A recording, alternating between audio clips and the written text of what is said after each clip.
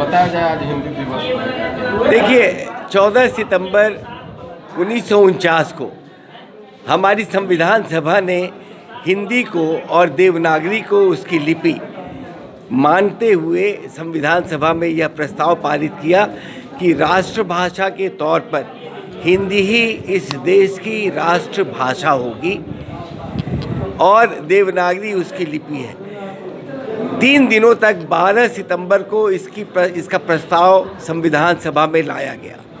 और 3 दिनों पूरी इस पर विस्तृत रूप से चर्चा हुई कि हिंदी को ही क्यों राष्ट्रभाषा हिंदी क्यों हो। इस पर जो उस समय के हमारे प्रबुद्ध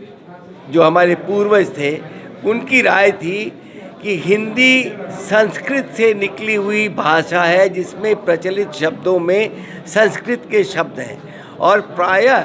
द्राविडियन जो दक्षिण भारतीय भाषाएं हैं उसमें 70 to 80% शब्द संस्कृत ओरिजिन के हैं। दूसरी बात, जो मध्य क्षेत्र है जिसको अभी आज हम हिंदी भाषी क्षेत्र मानते हैं, यह खड़ी बोली के लिए था और खड़ी बोली में जो भाषाएं आती थी उसका समावेशन जब हुआ देवनागरी के साथ, लिपि तो वही थी, तो वह हिंदी का स्वरूप उसने लिया। लेकिन इसमें चूँकि देश में उस समय इंडो अरेबिक लैंग्वेजेस भी बहुत सारे थे, जैसे अरेबिक था, पर्शियन था, अफ़गानी भाषा था। इन सारी भाषाओं का चूँकि जो शासक और उस तरफ के जितने लोग इस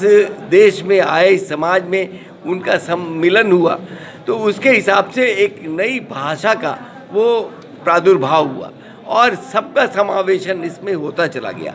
तो वो खड़ी बोली की भाषा में वो फिर बदलाव आकर आज की जो हिंदी जो सुग्राह्य है, सबों की समझ में, किसी भी क्षेत्र में जाइए, देश के किसी भी हिस्से में जाइए, हिंदी सब जगह सुग्राह्य है और सब सर्वमान्य है। ये तर्क देते हुए हमारे संविधान सभा के माननीय पूर्वजों ने हिंदी को और देवनागरी को राष्ट्रभाषा और लिपि के रूप में स्वीकार किया। अब आगे आई बात